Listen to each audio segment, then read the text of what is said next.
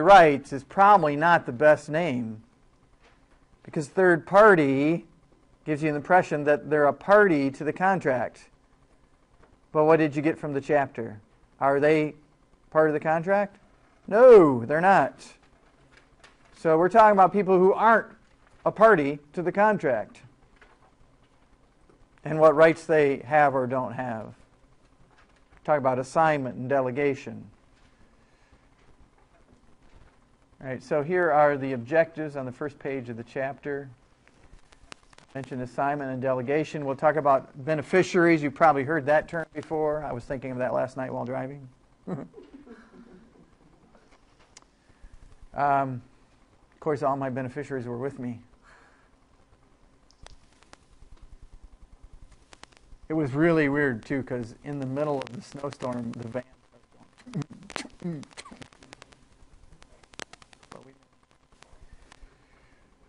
We'll talk about specific performance. You guys heard of that before? Specific performance sounds familiar, huh? Just had it in a group activity. I think we mentioned it when we were talking about our group activity. And then all the way back in page 9 or 10. So we'll mention that again. And then the idea of election of remedies at the end of the chapter. So assignment. When I say assignment, a lot of people go, oh, right? They think of it in a bad term. But really, assignment in contracts is good. There are rights and duties in every contract. And when I talk about assignment, I talk about rights, things you get. Like, let's take this simple contract between Alex and Brent. What is it for? I don't know. Come up with something. You're my creative class.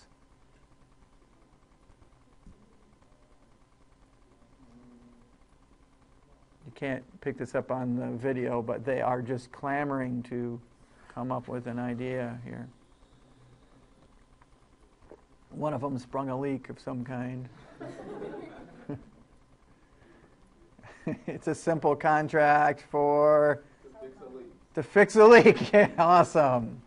All right, so let's say that Brent is a plumber. Looks like he actually has his toolbox and he's running off, but maybe he's running off to fix the leak. So Brent is a plumber. He's an obligor, which means he's obligated to do something. What's he obligated to do? Fix the leak. Who's he obligated to? Alex, because Alex is the obligee, right? Now, this probably isn't the best example, because we need something that Alex is going to get that in the diagram Alex could assign to someone else. So that'd be like someone else has a leaky faucet. Here you go, right? So in the scenario, Alex has a right to get something. It's a valuable service. And they assign their right to Carmen. Carmen's on the phone. Hey, Alex, I also have a leaky faucet. Will you fix my faucet? And then Brent does what? See? There's a little arrow down there. Brent comes and fixes the faucet. Now, that's not a great example if, like, Carmen has a whole apartment complex, right? But basically the idea is it works a lot easier with money, right? You're going to get money, and so instead of getting the money yourself, you say, hey, I have somebody else I owe money. You assign the right to receive that money to them. Maybe you've had that, like somebody contact you about collecting money or something. They've been assigned that right from someone else. Question, comment? I was just mixed up because when I was reading it, I thought if Brent or Alex had a faucet, and Brent was gonna contract to fix it, but then he got Carmen to fix it. No, that's delegation. Okay. That's coming up, but we'll use that as the example. Okay, so assignment is the right. Assignment is what you're going to get under a contract. The delegation is what you have to do. And in that case, Brent would have to do something. He'd have to fix the leak. And he could, I'm too busy, and delegate that duty to someone else. Like, think about snow plowing right now. snowplow service, and they contract with you, and then they delegate their duty to employees or somebody else to do it, then someone else does it. But who's still responsible? They are, right? So you get up, your parking lot, driveway, whatever isn't plowed, you contact who you contracted with, not who they delegate their duty to. I mean, you guys know that about delegation, even outside of contracts. You can get other people to do your stuff, but ultimately you're responsible if it doesn't get done. So, yeah. Well, let's say it's a contract to buy a car, and Alex is going to get money, right? And Brent is going to pay the money. Right, Brent's going to get the car. Brent's going to pay the money. Now Carmen's on the phone, right, to Alex. It's saying, you owe me money. And Alex says, well, I don't have it, but I'm going to get it. Can I assign my right to receive this $500 from Brent to you? Now who's Brent supposed to pay? Carmen.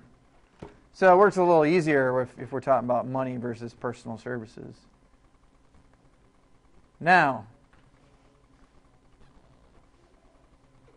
that's basically what it is. A transfer of a right that you have under a contract to someone who is not a party to the contract. That makes Alex the assignor. You've got to keep these things straight. I mean, like in a scenario, you'll be drawing this stuff out. Hopefully like this, trying to figure out, all right, who made the assignment? They're the assignor. Who they make the assignment to? They're the assignee. So in this example, who's the assignee? It's fairly easy because there's an arrow and it says Carmen, right? So Carmen gets the $500 that Alex was supposed to get.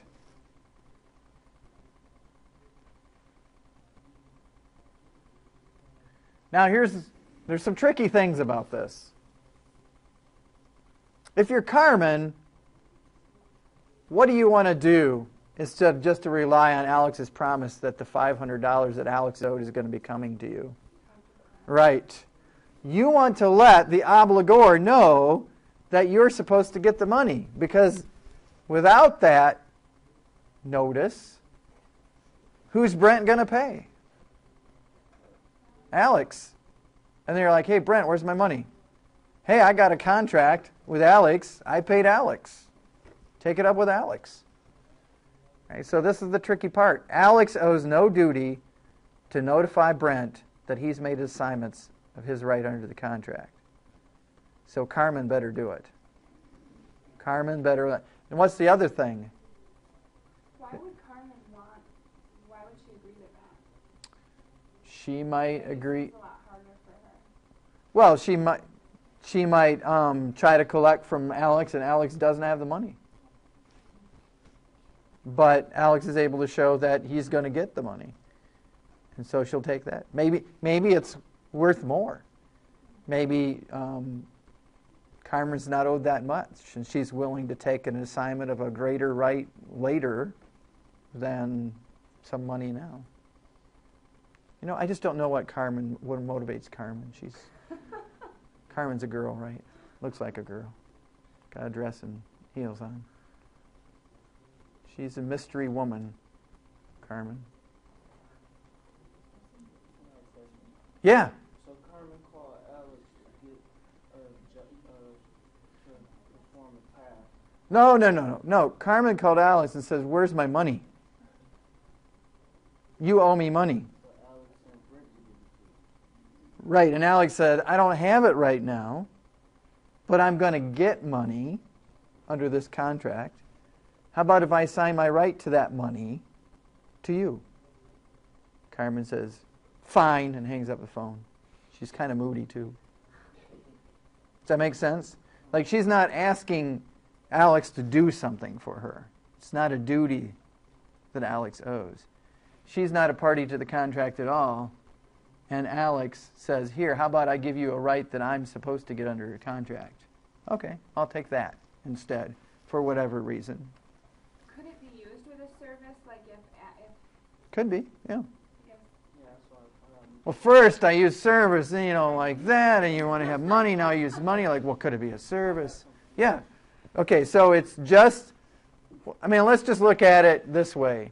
In every contract, there are rights and duties. Take a simple contract to buy a car, right? And look at either party, right? And let's say it's a contract between A and B, right? The duties are, from the seller's perspective, to do what? Sell and deliver the car. The duties from the buyer's perspective are what? To purchase the car, make the payments, whatever other duties they have. The right that the purchaser has is what? To get the car, right? The right, the benefit, the thing they get out of the deal is to get the car. What right does the seller have? To get the money. So applying that up here, Alex, the seller of the car, has a right to receive the money, and they can do whatever they want with that right. You guys don't hear much about this part, right? Like say you go to a car dealer and you buy a car. They may not want to be in the business of managing that. So couldn't they assign their right to receive money to someone else to take care of? Mortgages get assigned. Loans get assigned. People are owed money and they take other things in consideration rather than the money. So it could happen. Well, and all those bigger companies bought bad loans. It could be. I keep saying it could be because it's not necessarily the case.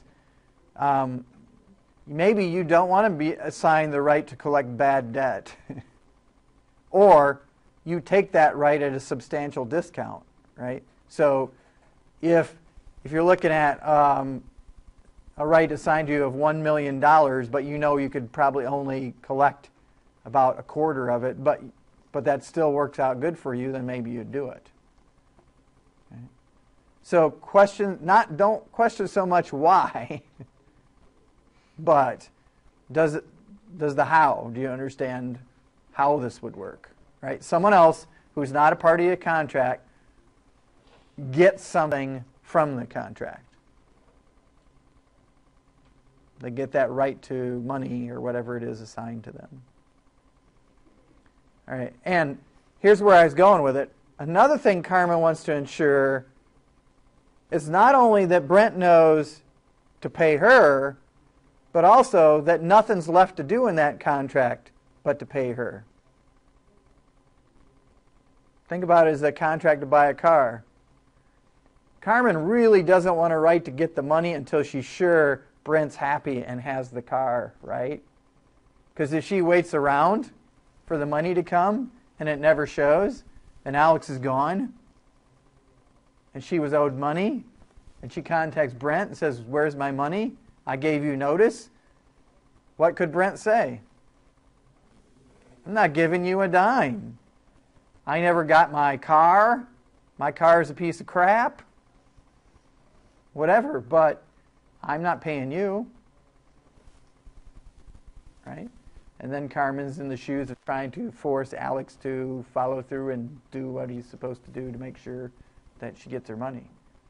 So you really have to be careful when you accept an assignment. These are some of the things that we were talking about. The effect is that the assignee, in this case Carmen, has the right to demand performance from the original party, the obligor to the contract. Who was the original obligor? Brent. Brent was obligated to pay Alex the money for the car. We already talked about notice. Good idea for Carmen to let Brent know because Alex doesn't have a duty to. There are some rights that can't be assigned.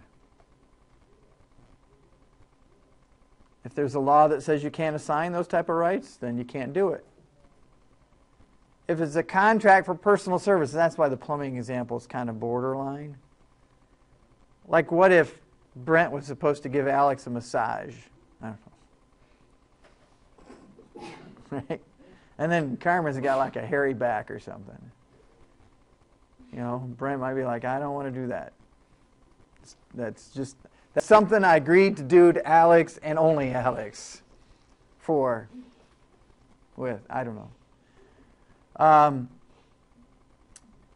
Or like the example I gave you, the assignment would materially change, like, okay, fix my sink, and then that translates into fix all the sinks in the apartment complex. That wouldn't be a fair assignment. Or if you're really concerned about somebody assigning their rights to a third party who's not a party to the contract, you get the other party to agree they won't assign their rights.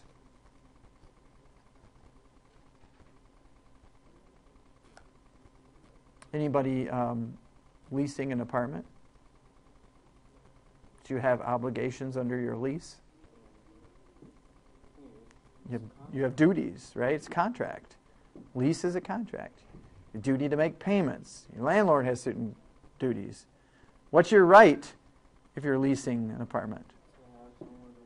That's right. Could you assign your rights to someone else to live there? Maybe, right? Yes, it does, because a lot of landlords are real particular about who stays there, right? And so more often than not, they put a provision in the contract that says, can't do it, or I have to prove before you can. Because they do credit checks and do everything else, and then all of a sudden you're like, well, I'm letting someone else stay there and pay. Right?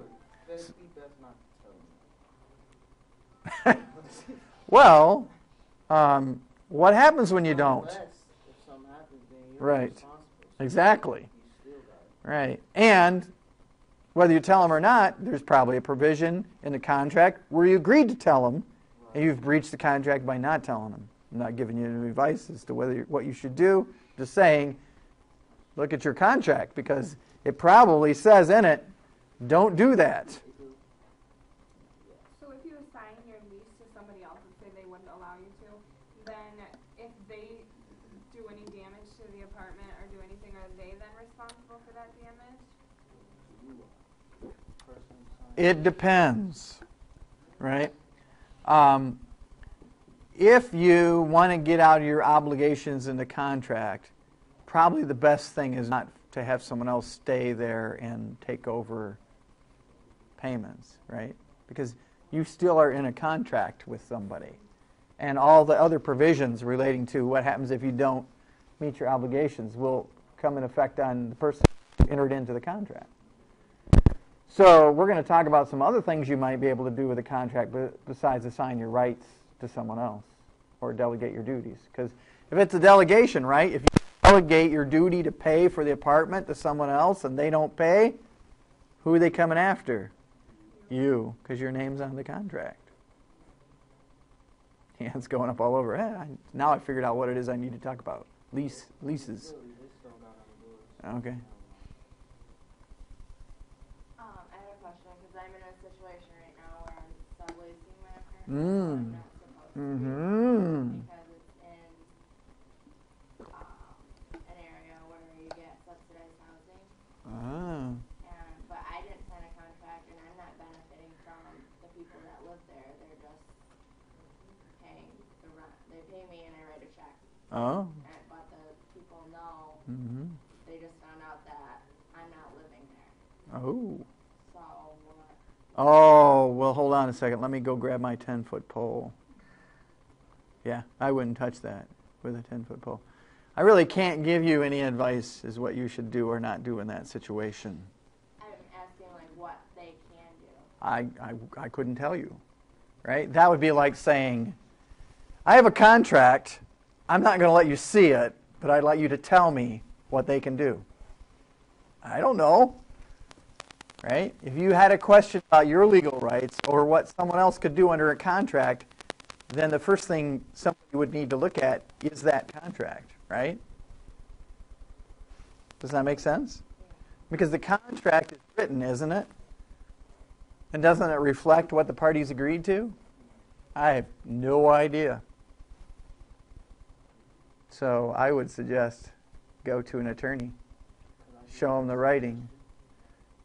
You could do whatever you want.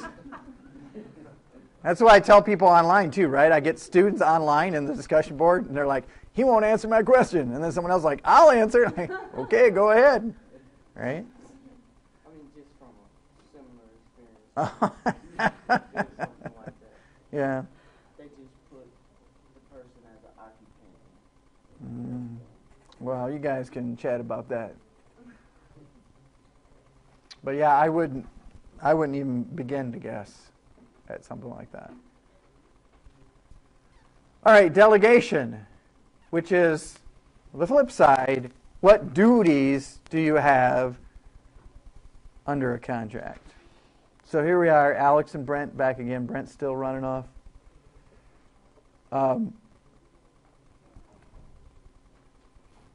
Yes.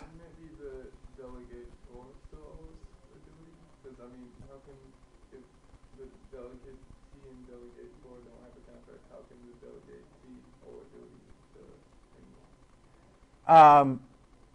That is incorrect. You are correct. That should say delegator. So a bonus if you're here today. I threw that in there. No, I don't. The author's slide is an error. The last bullet there says delegatee. It should say delegator. The one making the delegation is not relieved of their responsibility to perform under the contract. Wasn't I just telling you that with the snowplow example, right? If your drive or parking lot isn't plowed, then go look to whoever you have a contract with, not to whoever they delegated it to.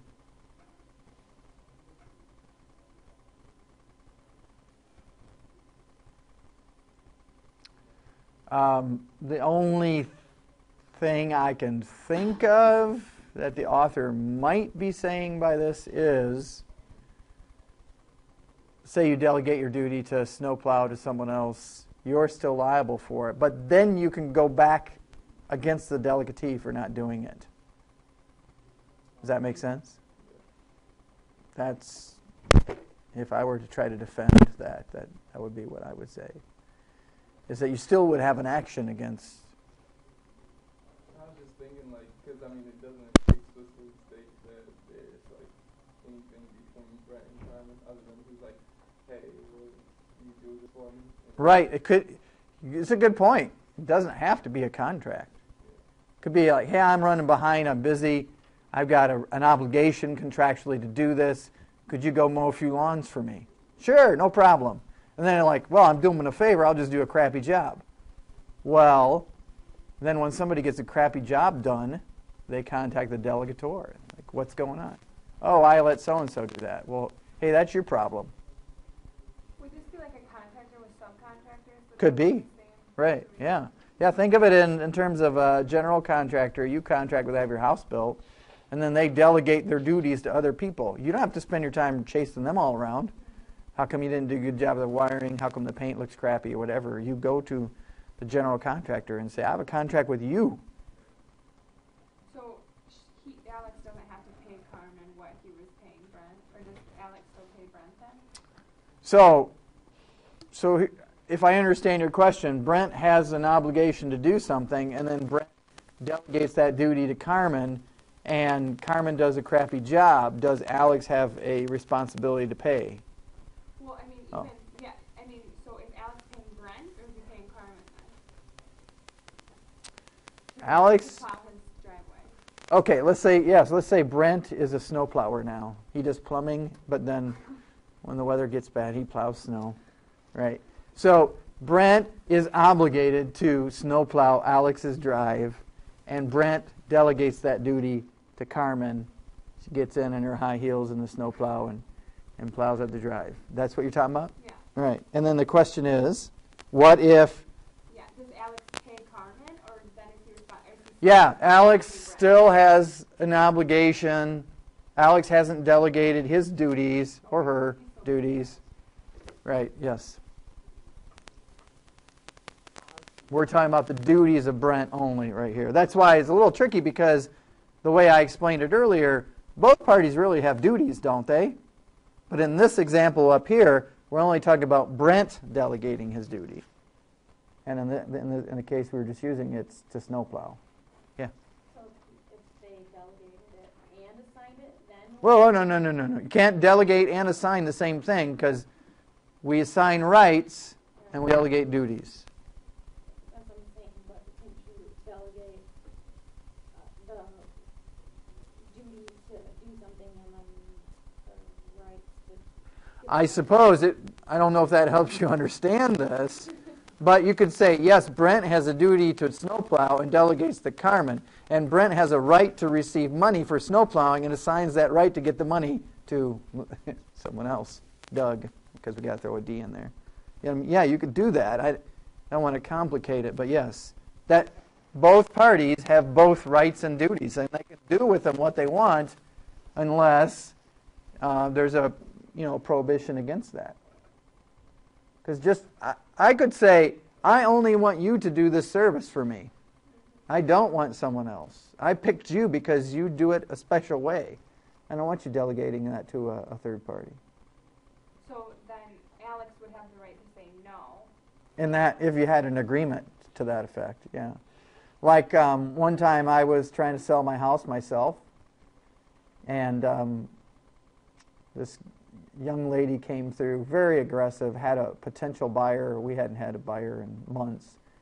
And she said, and then that fell through, but she said, well, I can sell your house. So I contracted with her to sell my house, I thought. And then when it came time to sell my house, she had her mother do everything. And it was actually the reverse of the usual situation. Her mother was brand new, licensed, didn't have any experience, and was learning from her daughter how the real estate business. So I thought I was contracting with somebody aggressive, knowledgeable, with lots of potential leads, and I ended up working with somebody who never done it before and wasn't getting me any results. Now, I didn't agree to only work with her. I agreed to work for her company.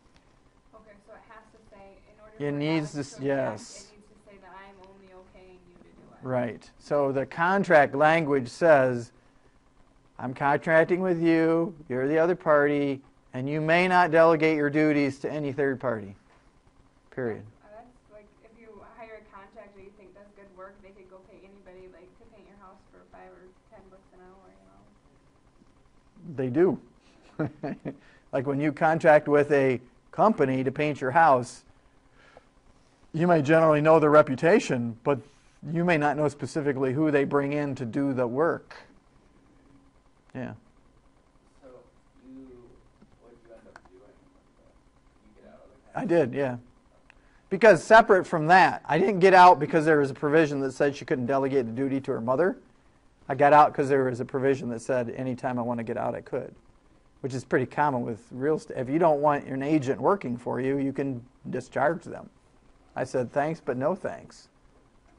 Then I found someone else who knew exactly what they were doing, and it turned out the key isn't whether they know or not, it's how many people they have waiting to buy a house. So then it sold pretty fast. But yeah, I was able to terminate that agreement.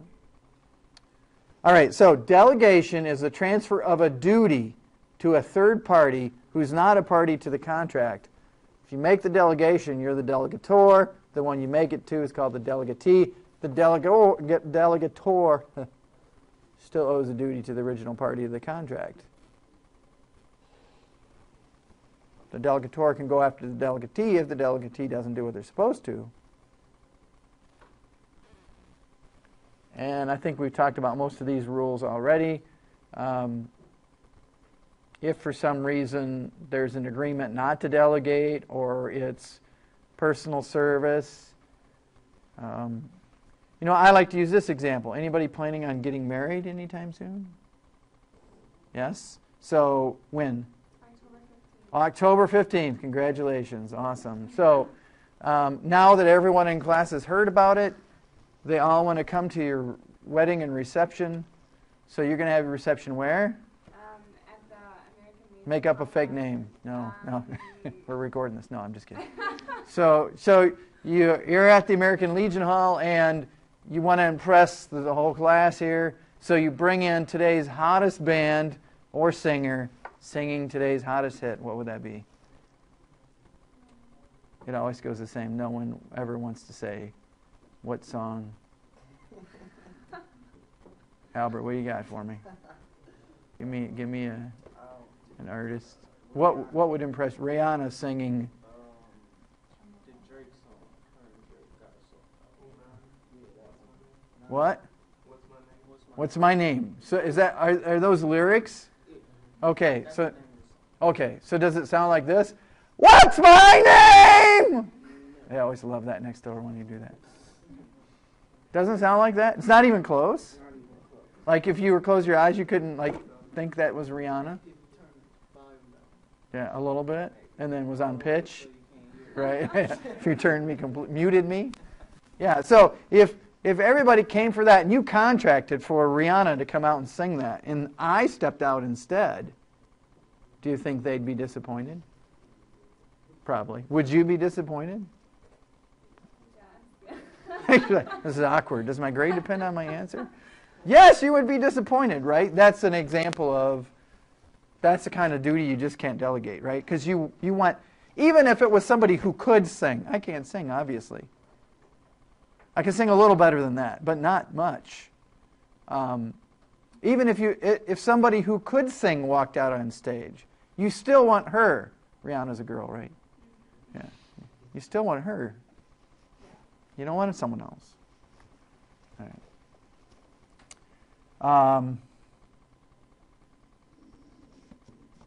Yeah. So this is a summary of everything we talked about. That's in your chapter. All the rights that could be assigned and when they can't be assigned, duties that are delegated and when they can't be delegated.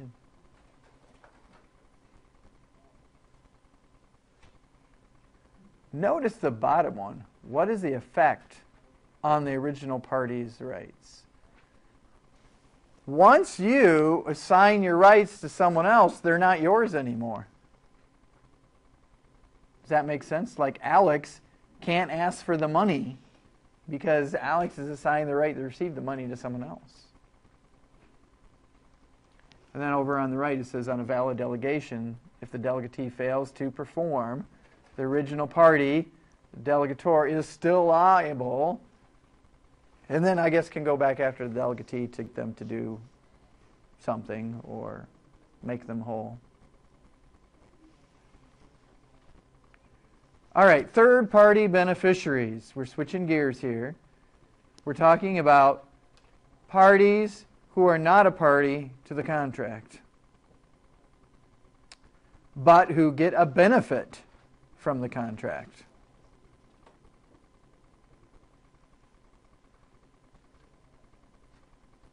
My kids are taking music lessons right now. I have a contract with the teachers to provide my kids with music lessons. My daughter is playing piano. I'm not benefiting from that. I love you, honey. She's learning, right? But when I contracted with the teacher gets a benefit. What does she get? Money. But I'm primarily doing it to benefit my daughter. Maybe long term I will, but only reason I'm entering into the contract is to benefit someone else. You see, that's possible. You could contract for something for someone else who's not a party to the contract. One of my son's violin lessons. Oh. It's for his benefit. He loves it. I don't. So sometimes you contract to benefit yourself. Sometimes you contract to benefit someone else. Like think about life insurance.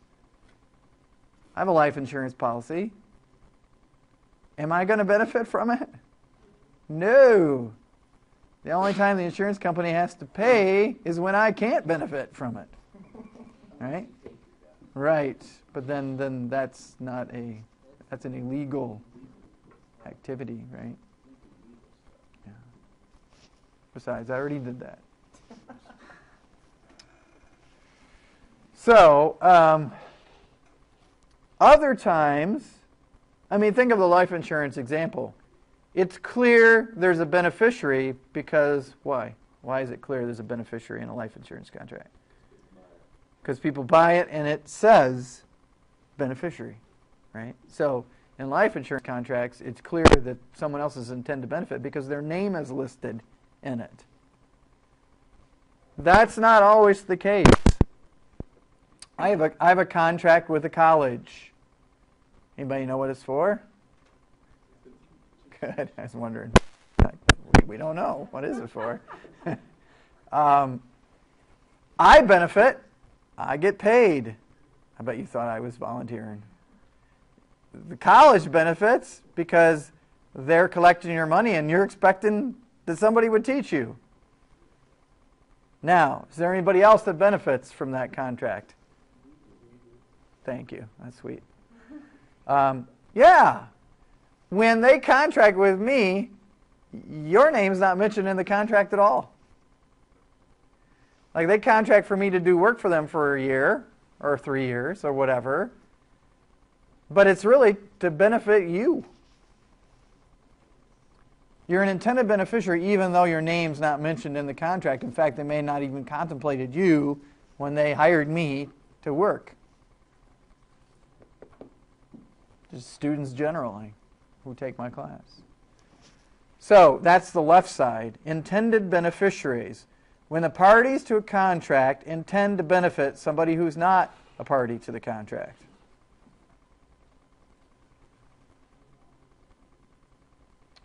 Versus an incidental beneficiary on the right.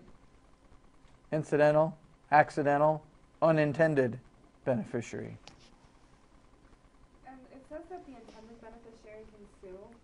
Is that only if the person who signed the contract is dead or not? Like, now my wife's going to kill me. It depends on what kind of contract we're talking about. In an insurance contract, a third party is only going to be able to sue to enforce the contract once they become vested. And when do they become vested? When I die, right? And so, let's say I die and my wife goes to collect the death benefit and the insurance company says, why do you want it? We had a contract with him, not you. I mean, that would be odd. yeah. So she'd be able to step into my shoes, more or less, and enforce that because she is the listed intended beneficiary. Now, isn't it true that others might benefit from that? Like, if my wife gets a bunch of money and I'm gone, what might she do? Do some to her family. Right? Does that mean that her whole family has a right to enforce a life insurance contract?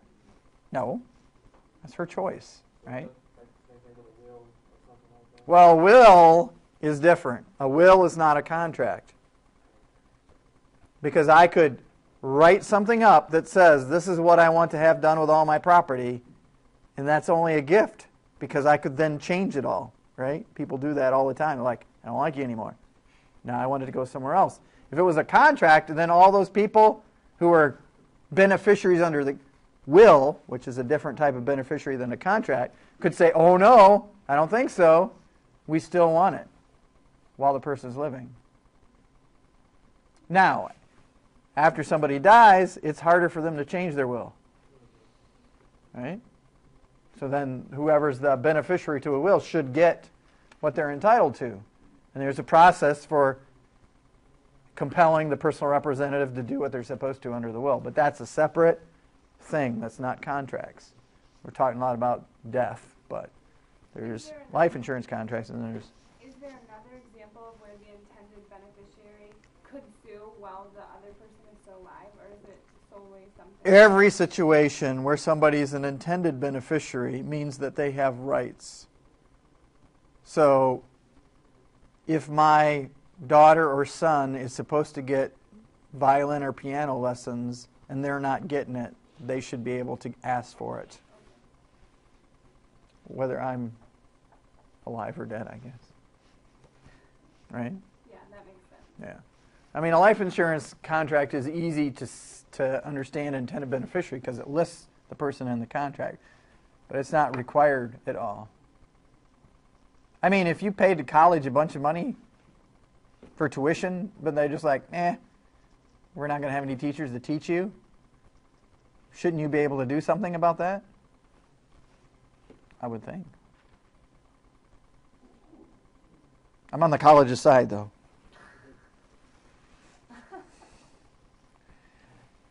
All right. So what would be a situation where somebody might get a benefit? Well, we kind of mentioned an example, but where they weren't intended to. Like my wife goes on a shopping spree after I die. Right? All the people who benefit from that. It wouldn't mean they get to enforce any rights and get part of the money. Right? Let's say GRCC decides to build a parking garage. They contract with a construction company. What benefit does the construction company get?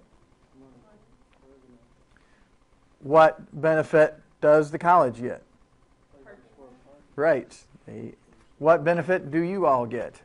Place to park. You're indirectly paying for it, but you get a benefit from that contract. Who else might benefit from a parking garage, but the college didn't really think about when they had it built? Yeah. Yeah, maybe somehow now their spots are freed up or something, or whatever. Now, let's say there's a coffee shop next door. Ever since the garages went up, there's a door right there, and all the students come out and smell the coffee. Right? And they're like, I'm going to Professor Brain's class. I better get some coffee, or I'm going to go to sleep. It's always so dark in there. So everybody's buying coffee, right? Since the parking garage has been built, profits are going through the roof. Does that mean that the coffee shop has any rights to enforce under the contract? They're like, we're getting a benefit, but it was only accidental. There's no way when the college decided to spend the money on a parking garage, they did it to benefit the coffee shop. I mean, I suppose you could do that, right? You could have some kind of reciprocal agreement where, let's say, food or something like that, where you, like driving through Illinois, there's like Starbucks and gas stations and all kinds of weird stuff. That just doesn't seem right to me.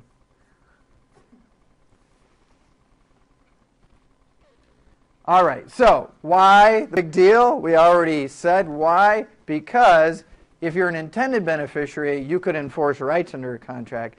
But if you're only unintended incidental beneficiary, you don't have any rights. You get what you get and you don't throw a fit. That's what I tell my kids.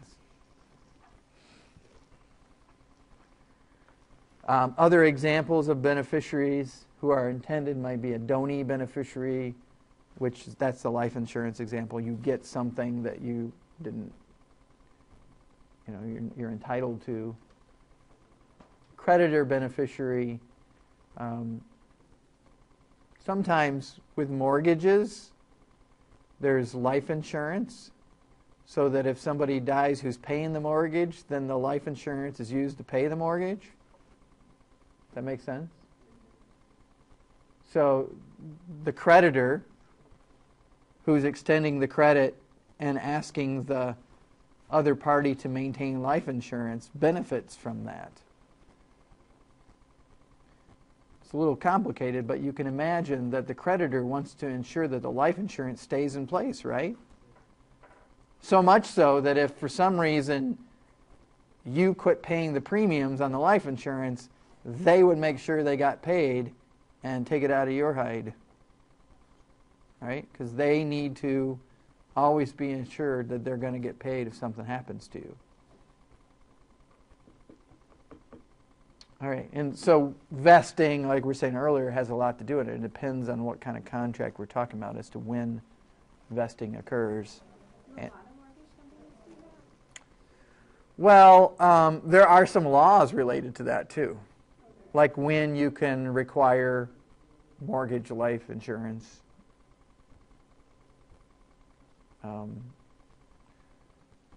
Some of them are related to consumer protection. Sometimes it can be a racket, and sometimes it can be costly. And any time you ask for people to maintain insurance and are paying money, there's always the chance that they're paying much more than they need to. Like say you keep paying, and then after a while you don't owe as much on your house, but the benefit to them is much greater than. Does that make sense? Yeah. Like now they're going to get a large benefit, and you really don't owe that much on your house anymore. So there's a little oversight of that. All right. Yeah, we already said all that. All right, discharge. Switching gears again. This is the end of the contract. A discharge contract is no contract anymore. It's done. It's finished. This chart is a really good summary of the different ways a contract can be discharged. We'll spend more time on this slide and then the rest. Do we need the lights on? How are we doing?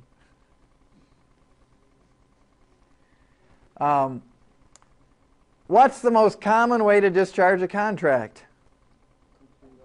Right. And we're going to talk about breaching contracts and remedies and all that stuff, but believe it or not, most contracts are completed. They're fully performed. But we'll talk about when the performance is less than complete. If there's a material breach of the contract, it's discharged. The law might step in and discharge a contract. A condition might discharge a contract. We'll talk about those. Or the parties might agree to discharge the contract. There's different ways that might happen. So if you don't busily try to copy all that down, because we're going to go through each one of these. But those are the major ways that a contract gets discharged, 5 of them. So I said the most common way of discharging a contract is to fully perform it. However, there may be a condition. A condition is some event that may occur or not occur that triggers something. So to get an idea of what that means, in your book there were some examples, right? Where does it talk about conditions? What page is that on? 275. Does it mention any examples? Aren't there a couple? Yeah. So if you haven't already, look at those examples. Read them right now. 2 examples of discharge by condition and what the conditions are.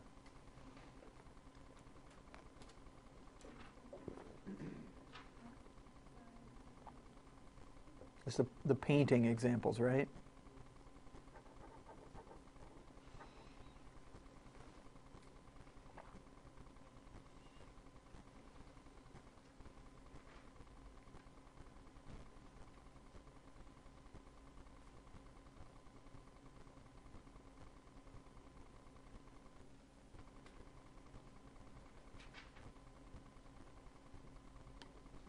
So what's the condition in the first example? He sent her money, she sent $400 he sent her money. That sounds like a contract. That doesn't sound like a condition. What's the condition? Appraisal. No. The first example.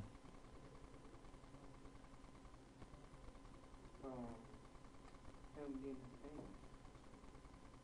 No. Or her receiving the money. Anything has to be transferred. No.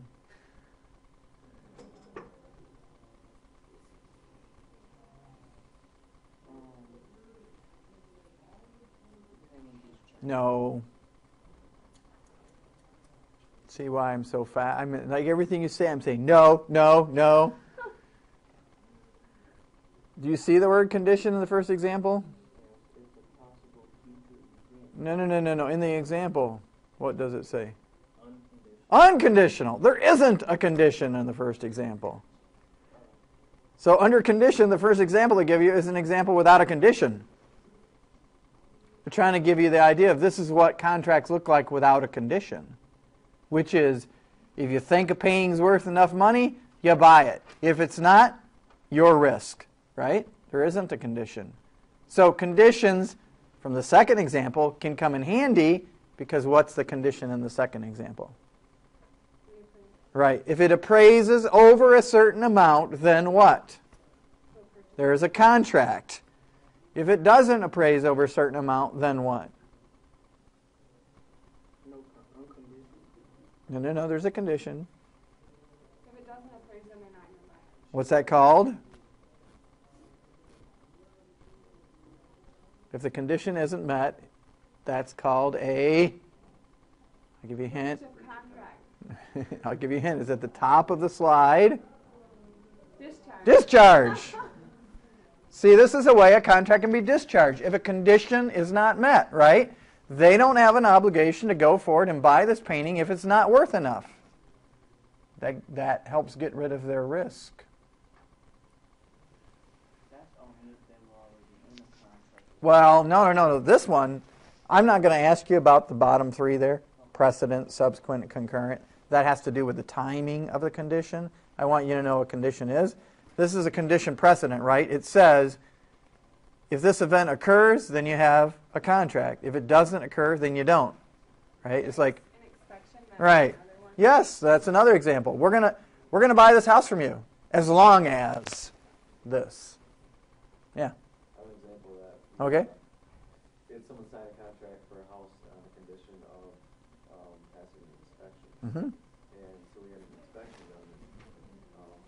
Apparently there's something with heat registers and the way the heat was working, where it was drawing air from.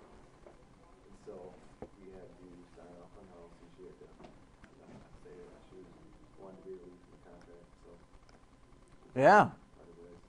Yeah. So it could be some inspection results that put you in a position whether you either say yay or nay to going forward with it at all.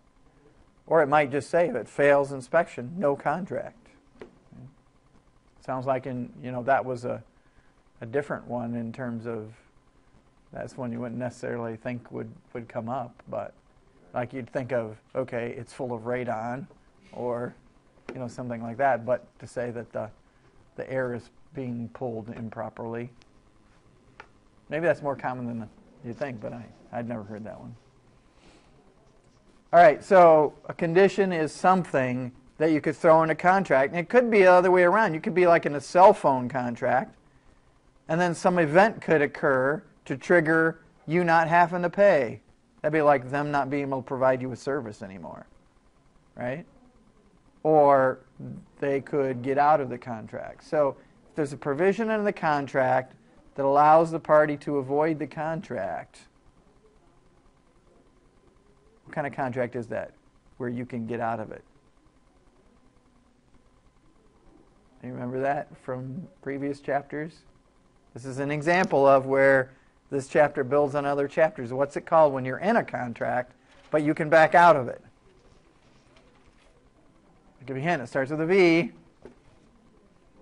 Voidable, right? So you're like, ding, this event occurred. We're already in a contract, and now I have the option to stay in it or get out of it.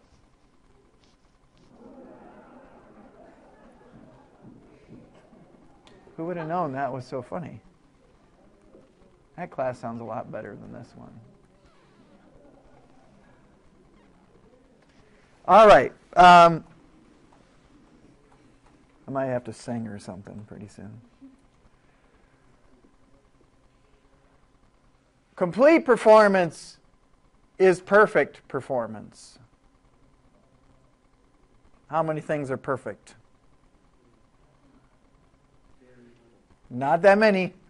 I know of one. That's about it. Turn on the light for a second.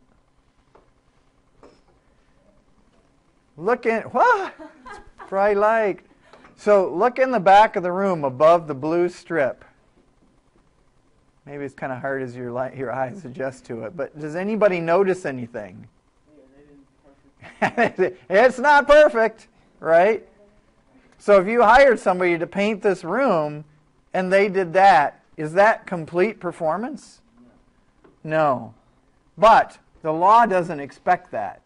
Because if you think about painting a room, perfect performance is virtually impossible. Like even if you look and you're like, wow, this is perfect, I probably still could find a little spot underneath the chalk, right underneath here that was like a pinpoint that was missing some paint or something. So it's very hard to be perfect, but the law doesn't require that level of performance. It only requires substantial performance. Another word for substantial performance is good enough performance. So if the room's painted good enough, according to the court, here's the key part, then the other party has an obligation to pay.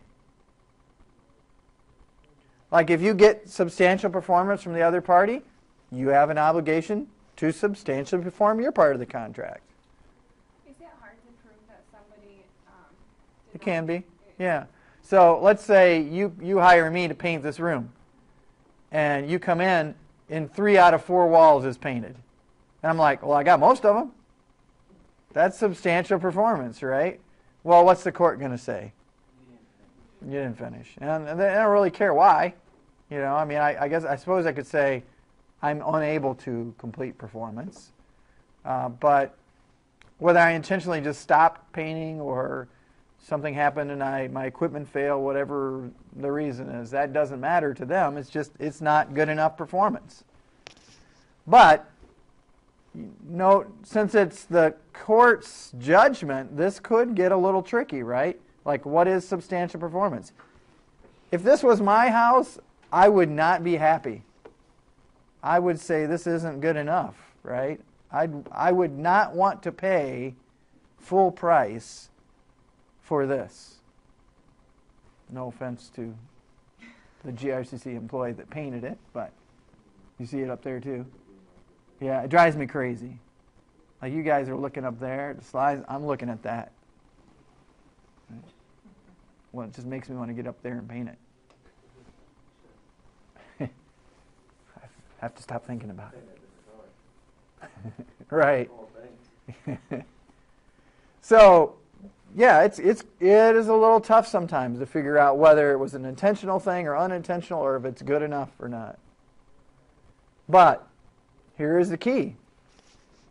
Let's say you come into the room, and I have painted all of it, but I leave a circle unpainted.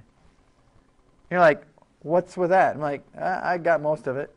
I think the court will find that I did enough. If I intentionally don't finish the work, then the court shouldn't reward me for that. So if you could establish that it was, in fact, intentional, then that would be a breach. Now, here's the dividing line. If there is substantial performance, then there's only a minor breach. And you should ask the party to fix it.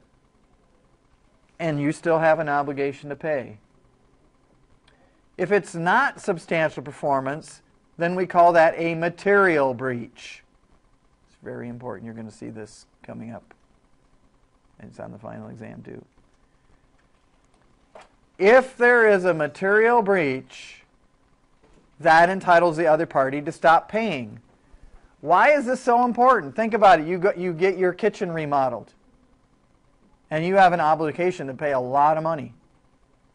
But you're not happy with it. If you just stop paying, what do you think a remodeler is going to say when you go to court? You stop paying. You stop paying, I quit working. That's how it works. Right? So you have to be careful about not meeting your obligations under a contract. The only time you want to do that is when it's determined that they haven't done enough for you to pay them. So you would, I guess not suggest, but so the best thing to do in a contract like that would be to pay them and then take them to court after you've paid them? Well, no, I'm not advising you of that. I'm not saying like legal. I'm just saying like, would that be So I'm- somebody who's in a contract. I can tell you what's common practice is for the issue to come up and then try to resolve the issue, like fix the paint job or do this or whatever. Potentially put the money in some kind of trust or escrow situation where the resolution would determine whether that money gets discharged to make payment or not. What I suggest to people is not just stop paying anything, because that... Now, it's tough, you know. It's like your builder says, your house is ready. You need to give me your final draw, and you go and do your final inspection. This is wrong, this is wrong, this is wrong. Where's the roof? Oh, I haven't got that up yet, you know. Well, then, you know, you've got a large lump sum you're supposed to pay. It gets really hard. Like, my fiance just bought a house and it was under remodeling. Mm-hmm. And they had a problem because the contractor wanted money and he wasn't the one that could release the money. It was the bank. So the bank was saying, no, you can't have the money. So he was saying, I'm not going to do the work because the bank won't give me the money. Common. Yeah. Is that, so does he have a contract with the bank? I mean, it's all resolved. I mean, it's Yeah, all right, whatever. No, it really is. I'm not asking for legal advice. Oh, I know you're not. This I know is you're like not. A year ago. Here's my other 10-foot pole. I got a question. Worse than that one? Why, I mean, I understand that people get paid to do this type of stuff, you know what I mean, but why is Paid to do what type of stuff? like, be a lawyer? Why is Oh! why are like, people like, we come to class, you want to learn. Yes, and I can teach you this, but it'd be like you saying at a party, "Hey, Doc," I see this. Like, I was at church Wednesday night, and this woman was talking to me, and all of a sudden she goes, "I see my doctor. Hold on a second, Doc." She goes running off.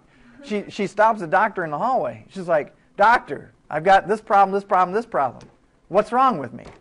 Doctor's like, "I don't know. All I know is what you tell me.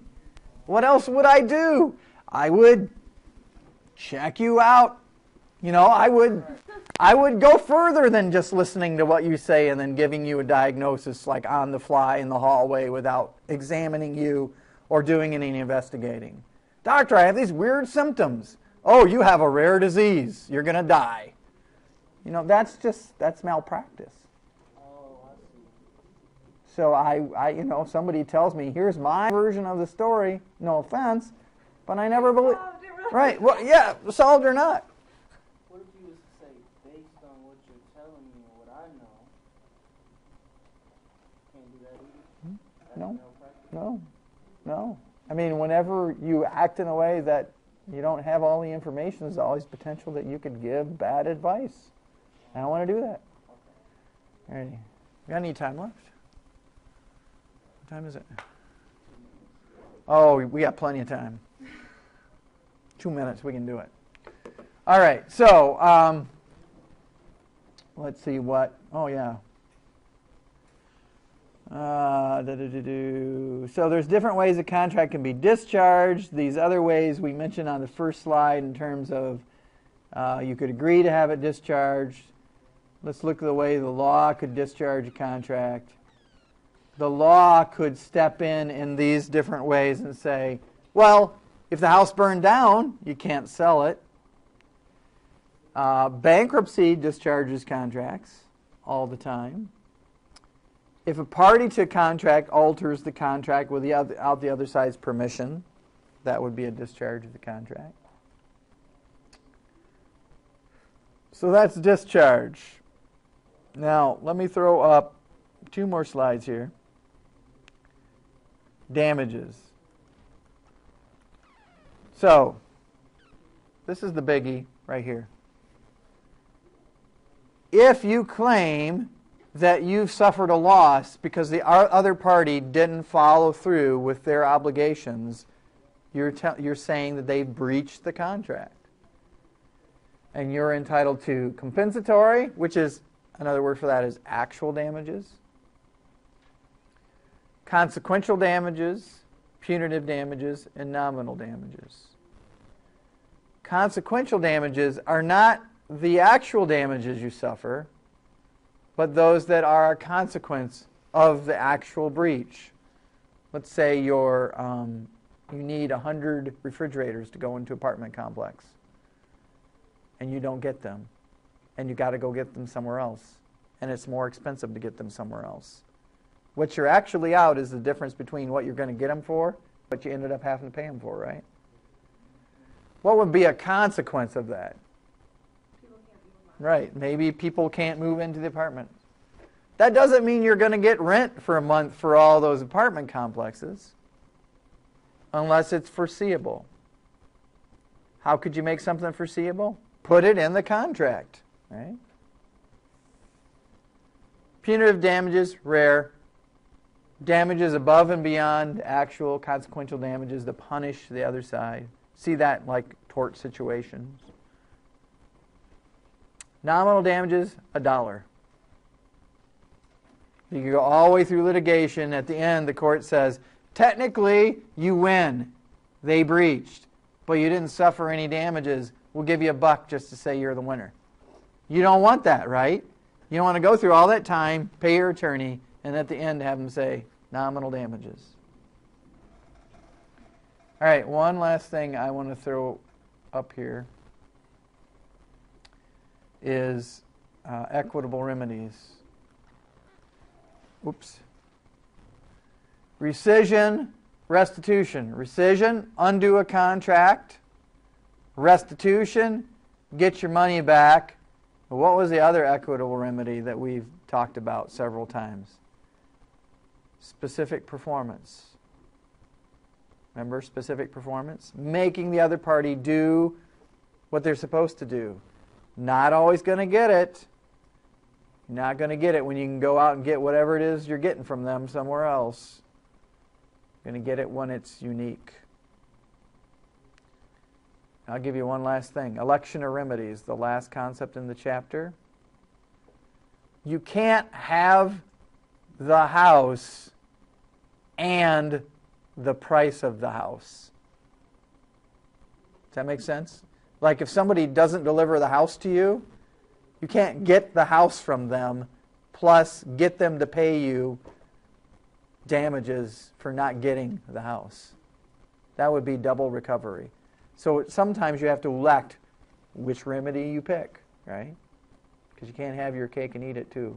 So But you even can, because how can you eat your cake if you don't have it? What? even the fridge situation, Yes. where they didn't say it was in the contract, they didn't deliver on. Right. I don't Can think. they still get the fridges? I don't and think. the No, I don't think you're going to get the fridges because you can go get those somewhere else. Really? Okay. Yeah.